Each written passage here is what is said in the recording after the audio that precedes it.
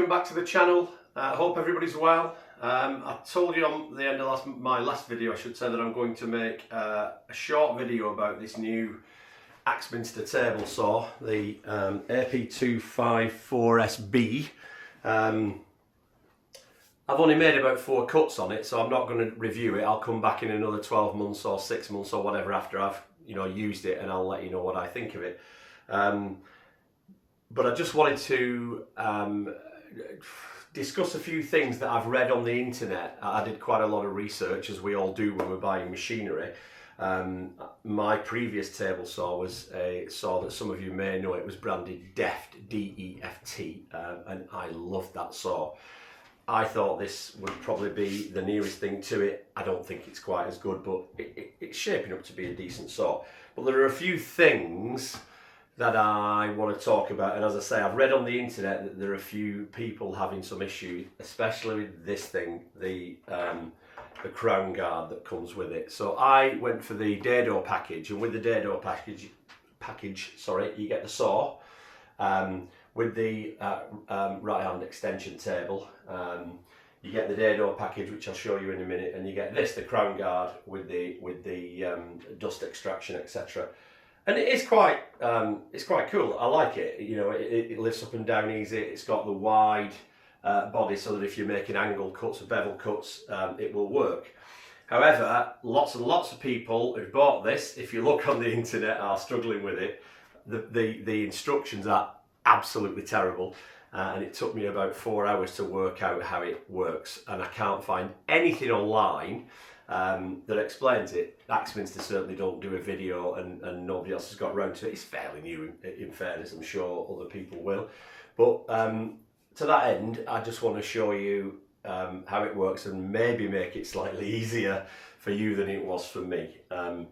So what I'm going to do, I'm just going to show you close up where everybody's having a problem and hopefully shed some light on it. Okay, so this is the back of the saw. Okay, and this arm, I'll just point to it with my foot there, goes along and it connects to the bottom of the trolley for the actual item, and then you come up, and it's this thing here that you get in the packaging in about 8 pieces. That's the clamp. Now, the problem that people are having, reading between the lines, you can see there are 2 bolts here, 1, 2, and I've left them in specifically, and they correspond with the width of this thing down here. And it is confusing, because if you put these 2 in those 2, and they will fit, it throws the whole trolley out, you know, that much to the left, and then this part, this bit, won't connect to the saw. So basically what it is, and I'll show you again, so if you've got this, you can look at how I've done it. This, you can see under here, is a clamp. It actually clamps on, sorry my terrible videoing, but it clamps on to the cast iron. So basically you build it, sorry, I'm just trying to focus the camera there. You build it, and then these 2 clamp another plate behind. It's quite simple once you work it out, but obviously myself and a few others online, it's taken a while. And then this, obviously this portion just clamps around here. Other things to think of with this is you've got to make it high enough so that your fence will slide underneath and not catch it. Then when it drops, it doesn't quite touch the table, but that's what we want anyway. So that's the crown guard. Everything else is fairly straightforward. The other thing with this saw, which well, there are 2 other things which I really didn't like. It comes fully assembled virtually, and I have not done any tweaking on the motor and trunnions, and it's giving me, obviously I've tweaked the fence, and it's giving me 90-degree cuts. They're the only cuts I've done just to test it. The problem you've got is this fence rail and the bar that holds it and the one at the back come separately, and this wing comes separately. You can see it's joined here, but if you look, it's not quite the same size, and you can see underneath there's a gap in it. You can see as I move the camera back and forward, there's a gap in it, and I haven't tightened up the bolts on this side because I don't want to flex it. It won't move any further forward without grinding out the holes. So when you put it in the locating holes, it goes nice and easy on the back, and it's virtually, you know, straight on the back. But on the front, it's out. So this is about 3 mil shorter than this. The right is about 3 mil shorter than the left, which it can be a pain. So I'm just going to make some packers for that. It's not a massive deal, and it's certainly not a deal breaker, but it's one of those. The other thing, which is a real pain with this, on the back here, there is a single bar, this one, that runs all the way along, and it just stiffens the whole thing, and it brings the two cast iron tables together. Okay, now what happens with that, the back of the fence, which is there, has a bearing on it, and it runs beautifully on the bearing, and it is really quite nice. But you can see on mine, well, I don't know whether you can see, my table has now got scratch all the way along where the fence has caught the cast iron. I'll polish it out eventually. Well, if I can be bothered, it doesn't make any difference.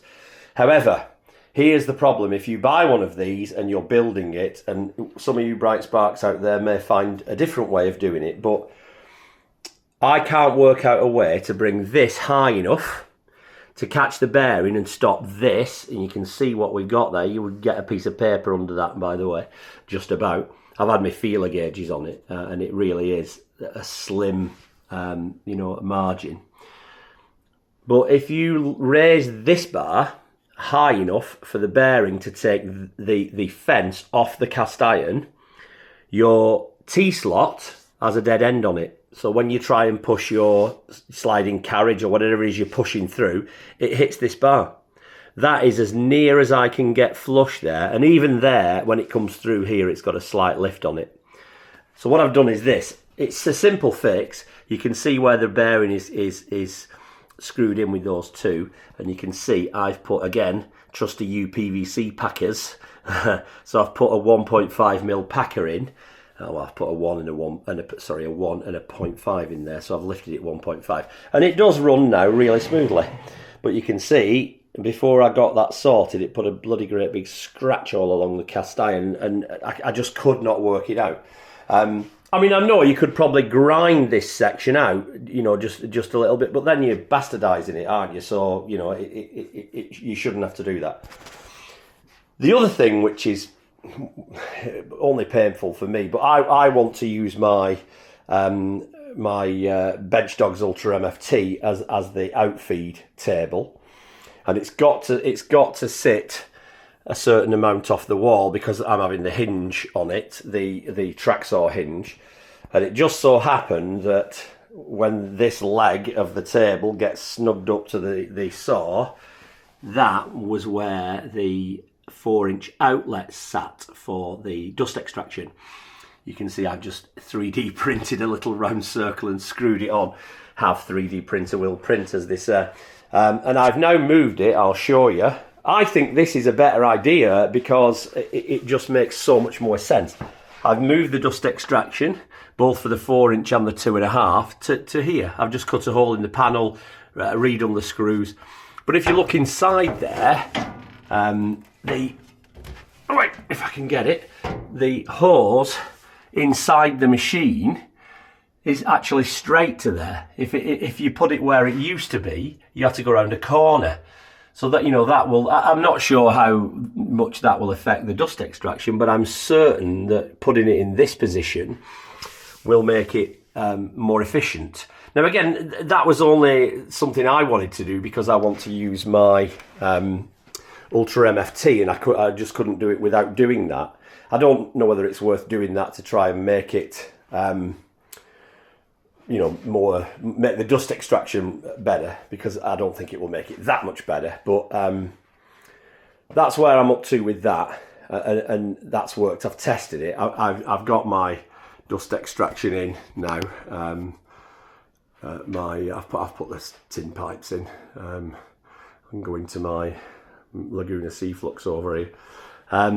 So yeah, that is the new Axminster saw. It comes with the dado set. You get 6 or 7 of these, which are the chipper blades. You get an outer blade and an inner blade, and then you get these little shims, and you can do a lot with this. The beauty of this saw, of course, it's like the American one. It's a 5/8 spindle, so you can use, and it's a long spindle, so it's specifically made to use a dado set. I know some people hate them, some people love them, whatever, but I've always used one. My deft saw was the same. It had a 5/8. So that's the saw blades. Other than that, for the money, it's shaping up to be a decent saw. And yeah, we'll see. I'll come back to you in a few months, and we will, after I've used it a bit, and we'll see how it shaped up. So guys, I'm sorry about my shaky camera work there. As I say, I'm new to this, so hopefully things will get better as we go along when I start to work out how to use a camera for a start. But so yeah, as I say, for the money, just over £2 for the whole package, I don't think it's a bad deal. And if you're interested in using a dado blade, and you buy the dado set, you save 100 quid or something, or 120 quid over buying it, you know, with this and that. I have to say, not everybody's going to like this, and I might be one of them. You can swing it out the way if you don't want to use it, and certainly when you're cutting thin strips, which I tried yesterday, it's an absolute pain in the backside. But again, you know, you can swing it back and forth, and you can set the clamp so it's not as stiff as I've got it, and it will be easier to move around.